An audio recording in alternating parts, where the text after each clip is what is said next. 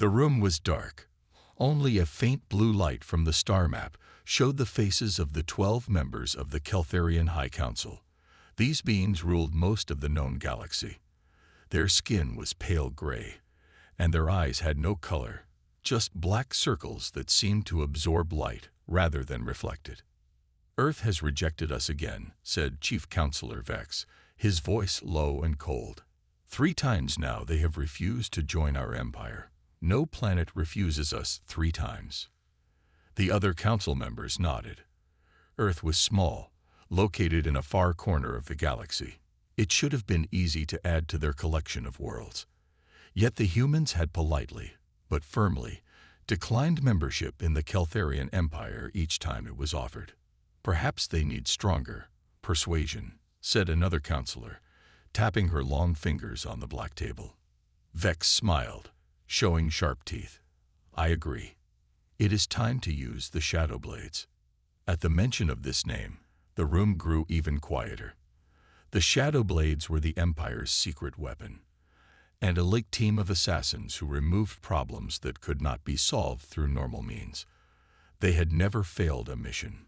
"Commander Krex," Vex called. From the shadows stepped a tall figure in black armor. His face was hidden behind a mask that showed only his eyes, red and glowing in the dim light. "The Council has a task for your team," said Vex. "Earth must be brought into the Empire. Remove their key leaders. Create chaos. Make them weak so they will accept our rule." Krex bowed. "It will be done. I know just who to send." Aboard the Shadowblade ship, Krex walked down a long corridor to a training room. Inside, 2 figures moved faster than seemed possible. They fought against combat robots, their movements a blur as they dodged laser fire and struck with deadly precision. One was a man with short black hair. The other was a woman with her hair tied back tightly. Both had dark eyes and moved with perfect coordination. Though they looked human, they had been raised among the Keltharians since childhood. "June, Yuna," called Krex. The 2 stopped instantly. The robots powered down. Not a drop of sweat showed on either of their faces despite the intense training. "Commander," they said together, bowing slightly. "You have a new assignment," said Krex, watching them carefully. "You're going to Earth." June's eyebrow raised slightly, the only sign of surprise he allowed himself to show. "Earth? The human homeworld?" "Yes, your human appearance makes you perfect for this job," said Krex. "You will blend in easily, especially in the region of Korea, which matches your genetic background." Yuna's face remained perfectly still. "What is our target?" "Multiple targets. Earth's leaders have refused to join the Empire 3 times. The Council wants them removed. You will eliminate the head of their Interstellar Relations Bureau first, a man named Director Han." Krex handed them small data chips. "All the information you need is here. Earth's defenses are basic compared to ours. They have no special protections that our intelligence has detected." "When do we leave?" asked June. "Immediately. You will travel as returning expatriates. Your ship leaves in 1 hour." After Krex left, June looked at Yuna. "Earth, our ancestral home. It means nothing," Yuna said flatly. "It's just another target." "Of course," June agreed quickly. "We've never failed a mission. This will be no different." But as they packed their equipment and hidden weapons, both felt something unusual, a slight tug of curiosity about the planet their ancestors had come from. It was an unfamiliar feeling for assassins who had been trained since childhood to feel nothing at all. Neither knew that Earth held secrets that would change everything they thought they knew about humans, about themselves, and about their place in the galaxy. The small ship landed at Seoul Interstellar Port at dawn. June and Yuna stepped out into Earth's sunlight for the first time. The air felt different from any planet they had visited before, somehow richer, more alive. "Remember, we are June and Yuna Park, tech consultants returning after 10 years working off-world," June said quietly as they walked toward the customs area. "Cousins, not married." Yuna nodded once. She wore simple clothes, dark pants, and a light blue jacket. Nothing that would stand out. Her small bag contained clothes and personal items. The weapons were hidden in special compartments that Earth's scanners could not detect. "ID chips ready for scanning," announced a pleasant voice over the speakers. They held out their wrists where fake ID chips had been perfectly implanted under their skin. The scanner flashed green. No alarms. Their cover identities had passed the first test. "Welcome back to Earth," said the customs officer with a smile. "Nice to have more of our people returning home." June smiled back, the expression practiced and perfect. "Good to be back." Outside the port, they found their prearranged transport, a sleek silver car that drove itself. As they traveled toward the city center, both assassins studied the landscape carefully. "Strange," Yuna said as they passed tall buildings and busy streets. "Their technology seems simple." June nodded. "Their security systems are basic too. I count only standard cameras. No molecular scanners, no AI guards, no drone swarms." "The report said Earth was behind the rest of the galaxy," Yuna replied. "That's why the Keltharians want it. Good resources, good position, weak defenses." The car stopped at a tall apartment building in the heart of Seoul, their new home, for however long this mission would take. Usually, they completed assignments in days, sometimes hours. Their apartment was on the 20th floor with a view of the city. It was clean and modern, but not fancy enough to draw attention. As soon as they entered, June activated a small device that would block any listening technology. Then he began checking for hidden cameras or bugs. Yuna unpacked their special equipment, including weapons that looked like ordinary objects, a pen that could fire poison darts, a watch that could create a force field, shoes with hidden blades. "All clear," Jun said finally. "No surveillance detected." "Too easy," Yuna murmured, looking out at the city below. Why would a planet that refused the Keltharian Empire 3 times have such weak security? June joined her at the window. "Maybe humans are just stubborn, not smart." "Maybe," Yuna said, but she didn't sound convinced. "Let's start our work. Where is Director Han now?" June checked a small device on his wrist. According to his schedule, he's at the Interstellar Relations Bureau headquarters, 12 kilometers from here. They spent the rest of the day setting up their operation. Maps covered one wall, physical maps, not holographic ones like they would use on more advanced worlds. They marked Director Han's home, his office, the routes he took, the places he visited regularly. "His routine is very regular," Jun noted. "He leaves his home at exactly 7:30 each morning. Takes the same route to work. A creature of habit," Yuna said. "That makes our job easier." As night fell over Seoul, they finalized their plan. They would strike tomorrow during Han's morning commute. Quick, clean, untraceable. Just before midnight, June looked at Yuna. "Do you ever wonder what our lives would have been like if our parents had stayed on Earth?" Yuna's face showed no emotion. "No, we are shadow blades. That is all that matters." But later, as June slept, Yuna stood by the window looking at the city lights. Something felt different about this mission. Something felt different about being on Earth. She pushed the thought away. Feelings were dangerous in their line of work. Tomorrow, Director Han would die, and Earth would learn what happened when you refused the Keltharian Empire. Morning came quickly. June and Yuna were in position by 7:00 a.m. They had chosen a spot along Director Han's route, where his car always slowed down at a busy intersection. June sat in a parked car, engine running. Yuna waited on a bench nearby, pretending to read something on her tablet. Both wore ordinary clothes. No one looking at them would see anything unusual. "Target approaching," June said quietly into his hidden communicator. 3 minutes. Yuna didn't respond. She didn't need to. They had worked together for so long they could almost read each other's thoughts. At exactly 7:28 a.m., a black car turned onto the street. Director Han was right on time. As always, through the car window they could see him in the back seat, looking at his own tablet. He was a middle-aged man with short gray hair, wearing a dark suit.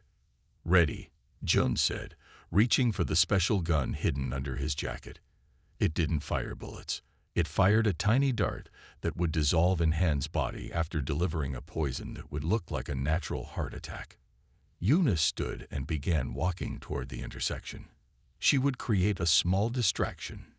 Nothing big, just enough to make Han's driver slow down at exactly the right spot. As Han's car approached the intersection, Yuna dropped her tablet in the street.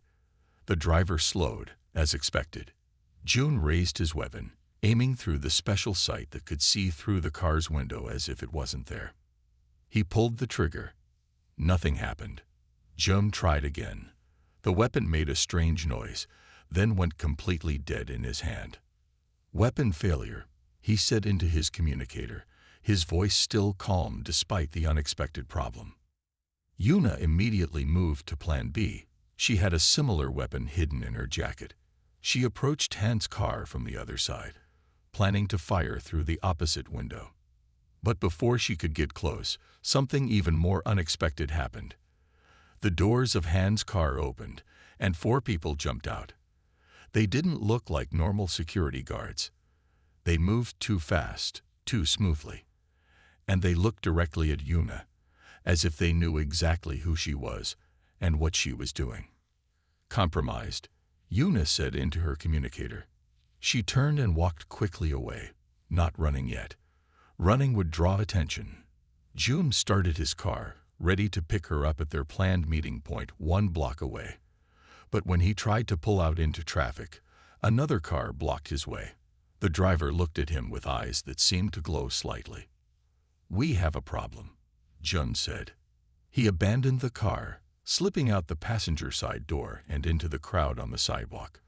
The 4 people from Han's car were now spreading out, clearly searching. They were talking to each other, but their mouths weren't moving. Some kind of internal communication system. Jun and Yuna both moved through the crowded streets, using all their training to blend in and disappear. They had escape routes planned, of course. They always did, but something was very wrong. These weren't normal security forces. They moved too well, reacted too quickly. After an hour of careful evasion, they finally met at their 3rd backup location, a small coffee shop 10 kilometers from the original site. "What happened?" Yuna asked quietly as they sat with cups of coffee, looking like any other customers. "I don't know," Jun said. "The weapon just failed. It's never done that before." "And those guards," Yuna added, "they knew we were there before we did anything." They sat in silence for a moment. In all their years as Shadowblades, they had never failed on a first attempt. Never. "We need to return to the apartment and contact Commander Krex," Jun finally said. But when they tried to send their coded message to the Shadowblade ship in orbit, all they got was static. "Communications are being blocked," Yuna said, her voice still calm but her eyes showing concern. Jun looked out the window at the busy street. "Someone knows we're here. Someone is playing with us. The question is," Yuna said softly, "who?" When they returned to their apartment, Jun knew immediately that something was wrong. The door looked normal, but a tiny mark they had placed on the frame was gone. "Someone has been here," he whispered to Yuna. They didn't go inside. Instead, they walked away calmly, as if they had forgotten something and would return later. At the end of the hallway, Jun glanced back just in time to see the door open slightly, then close again. "We're being hunted," Yuna said as they left the building through a back exit. "We need a new base." They found a small hotel on the other side of the city and paid in cash. No ID needed. The room was small and plain, but it would work for now. "We need to learn more about these security forces," Jun said. "They're not normal humans." Yuna nodded. "I got readings on my scanner when they approached. Their body temperature was too regular. No natural variations like normal humans have." Jun looked surprised. "Robots." But they looked completely human. "Not robots," Yuna said. "Something else. The readings showed organic material, but different, more perfect. They spent the night planning their next move. Without their special weapons, they would have to use more basic methods. But first, they needed to know who was hunting them. In the morning, they split up. June went to a public library to use a computer that couldn't be traced to them. Yuna went to watch the Interstellar Relations Bureau building from a safe distance. At the library, Jun searched for information about Earth's security forces. Most of what he found was basic and unhelpful. But then he discovered a small news article from 3 years ago about a special division called Section 7 that handled threats to Earth's security. The article mentioned its leader, Colonel Ta. There was no picture of Ta, which was strange. All other officials had photos. Meanwhile, Yuna watched as Director Han arrived at his office building.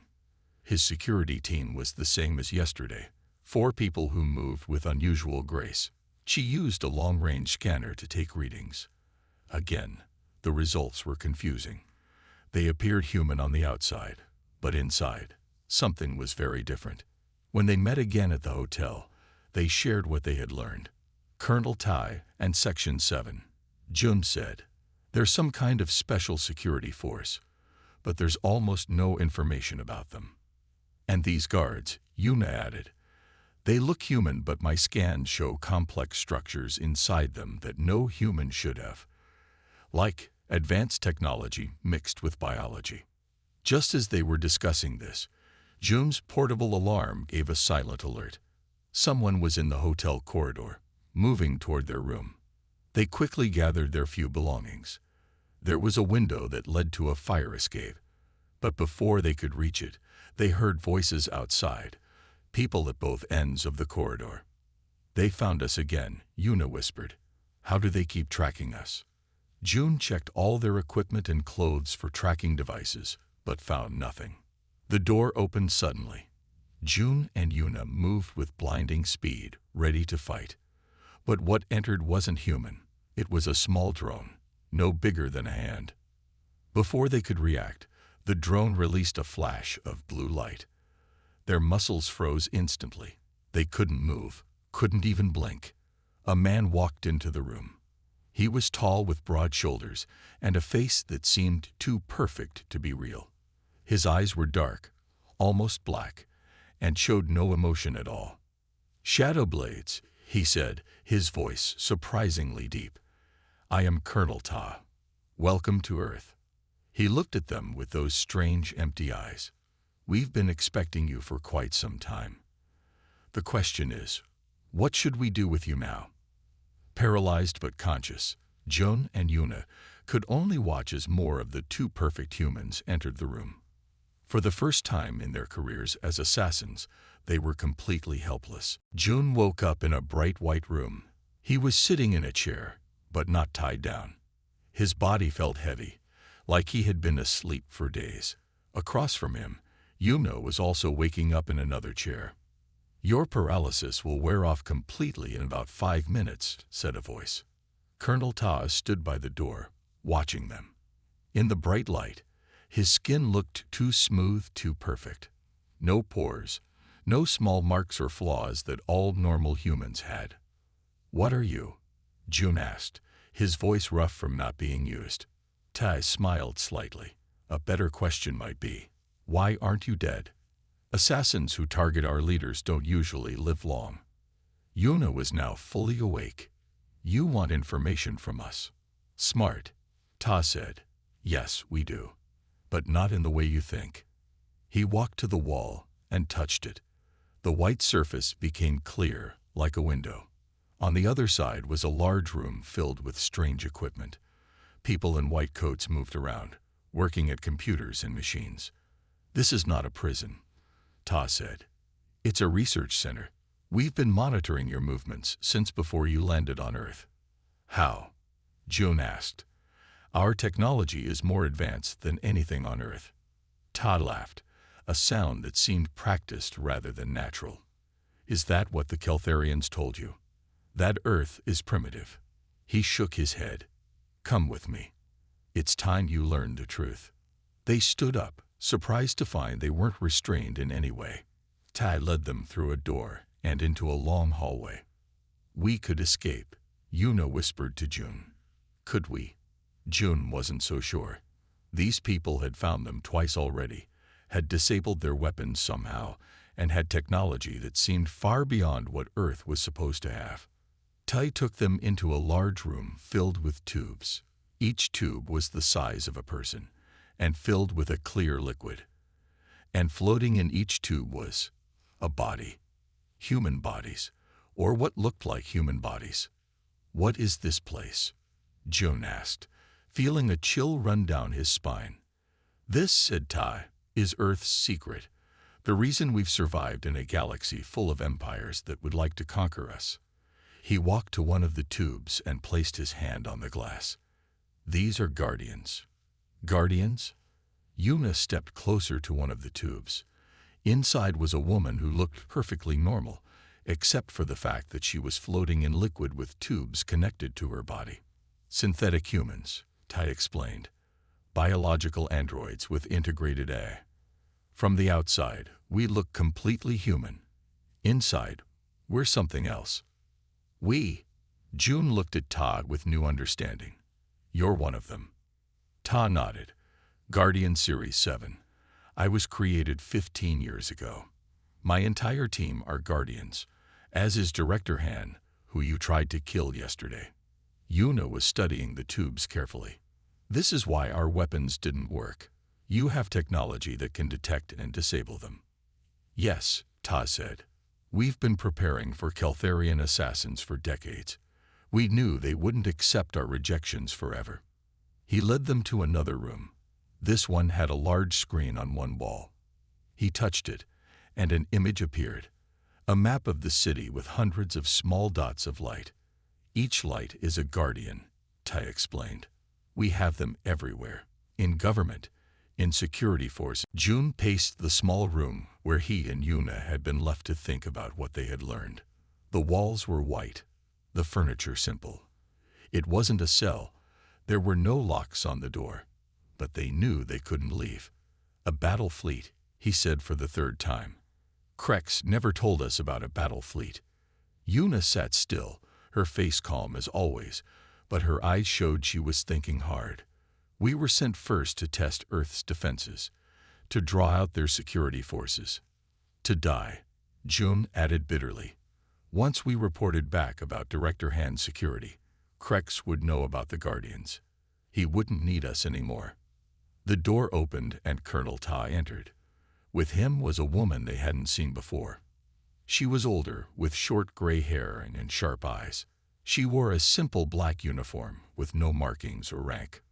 This is Director Suk, Ta said. She heads our intelligence division and created the Guardian program. Suk studied them with those intense eyes. We need to talk about Commander Krex and the Keltharian fleet. Before they could answer, a small device on Ta's wrist beeped. He looked at it, then at Suk. The Shadowblade ship is sending a transmission to their agents on Earth, he said. We've intercepted it. He touched the device, and a hologram appeared in the air between them. It showed Commander Krex, his red eyes glowing even in the hologram. June, Yuna. Krex's voice was cold. If you receive this, your mission has failed. Earth's defenses are stronger than we expected. But this is not a problem. The battle fleet will arrive in 40 hours. Your new mission is simple. Create a distraction in the capital city. Draw out as many of Earth's security forces as possible. This will help our main attack succeed. If you survive, we will extract you. If not, you will be honored as heroes of the Empire. The message ended. The room was silent for a moment. He's lying, Yuna said finally. There will be no extraction. Jude nodded. We know too much now. We've seen Earth's secret weapons. The Keltharians would never let us live with that knowledge. Suk watched them carefully. What will you do now? June and Yuna looked at each other. They had been partners for years. They could almost read each other's thoughts. In that look was a question and an answer. We want to make a deal, June said, turning to Suk and Ta. What kind of deal? Tai asked, his perfect face showing no emotion. Information, Una said. Everything we know about the Keltharian fleet. Their ships, their weapons, their tactics. In exchange for asylum on Earth. Sook's eyebrows went up slightly. You would betray the Empire. After serving it for so long. The Empire betrayed us first, Jun said. They sent us here to die. Ta looked at Sook. Something seemed to pass between them, some silent communication. Then Sook nodded. Tell us about the fleet, she said. For the next hour, Jun and Una told them everything they knew. The types of ships, the weapons they carried, the strategies Kreks would likely use. They explained the weaknesses in Keltharian shields, the blind spots in their sensors. When they finished, Sook smiled for the first time. It was not a warm smile, but one of satisfaction. This is good, she said. Very good. If what you've told us is true, we can prepare properly. It's true, Una said, but it may not be enough. The Keltharian fleet is powerful. So are we, Ta said. More than you know. Sook stood up. You've made a wise choice. Now, would you like to see how Earth really defends itself? As they followed Sook and Ta out of the room, Jun felt something strange, a feeling he had never experienced before. It took him a moment to recognize it. Hope. Director Sook led Jun and Una deep underground. They went down in an elevator that moved so fast their ears popped. When the doors opened, they saw a huge space, bigger than anything they had expected to find beneath the city. It was a massive control center. Hundreds of people, or guardians, they couldn't tell which, worked at stations with large screens. On the biggest screen at the front was a map of the solar system, with small dots showing ships and stations. Welcome to Earth Defense Command, Sook said. The real one, not the public version that the rest of the galaxy sees. Jun stared at the technology around them. It was advanced, more advanced than even Keltharian systems in some ways. I don't understand, he said. If Earth has all this, why hide it? Why pretend to be less advanced? Sook smiled.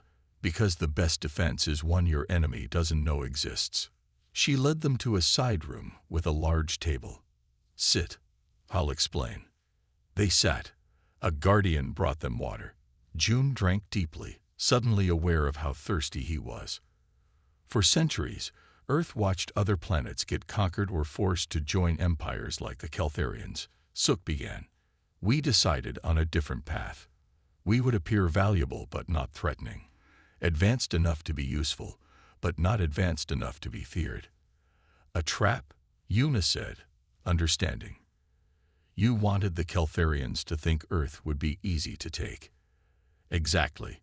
Sook nodded. The 3 rejections of Empire membership were bait. We needed to know what they would do when denied.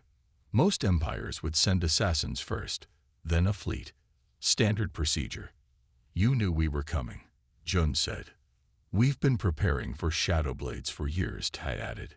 You gave us a perfect opportunity to test our guardian defenses against the best assassins in the galaxy. Una's eyes narrowed. You used us. Just as the Keltharians used you, Sook said calmly. The difference is, we're offering you a choice now.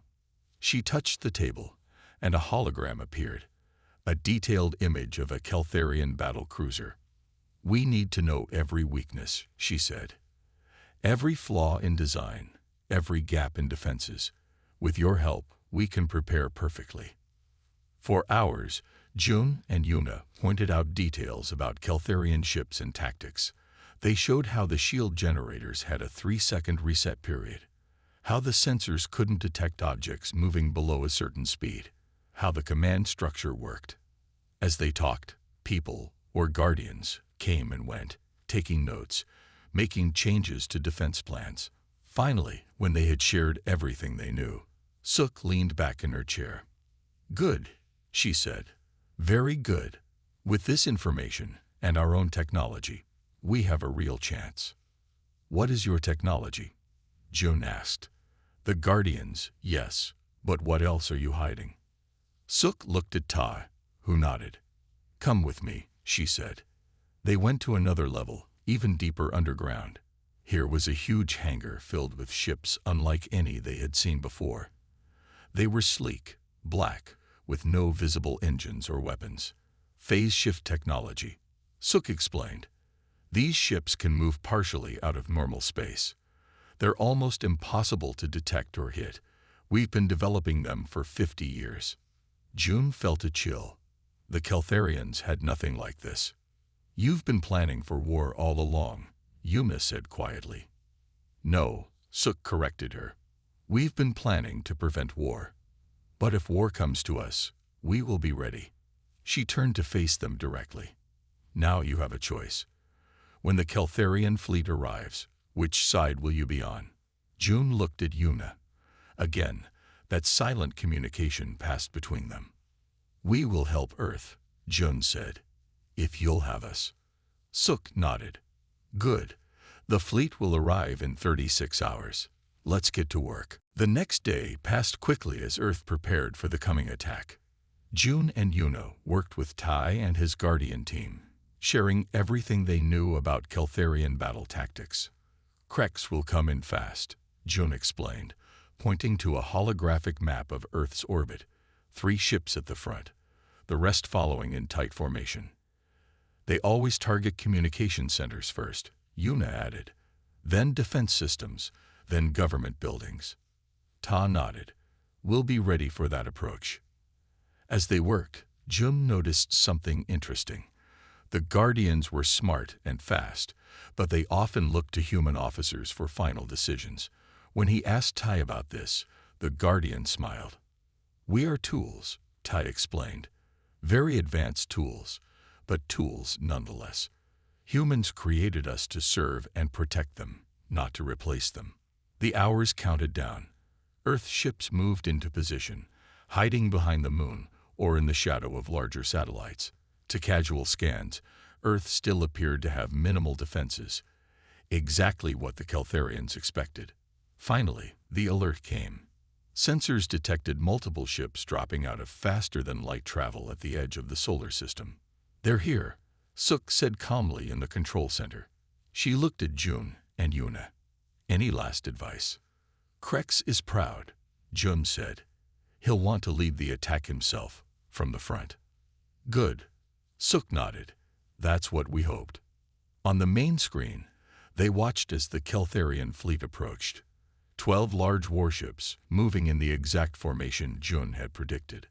They're sending a message. A Guardian at a communication station announced. Put it through, Suk ordered. Commander Krex's face appeared on the screen. His red eyes gleamed with confidence. People of Earth, he said, your planet is now under Keltharian control. Surrender immediately, and your lives will be spared. Resist, and you will be destroyed. Suk smiled slightly. Send our response. A moment later, a simple message went out. We decline your offer. On the screen, they could see Krex's ships moving closer.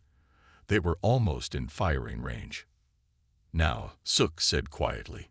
Suddenly, dozens of Earth ships appeared from their hiding places.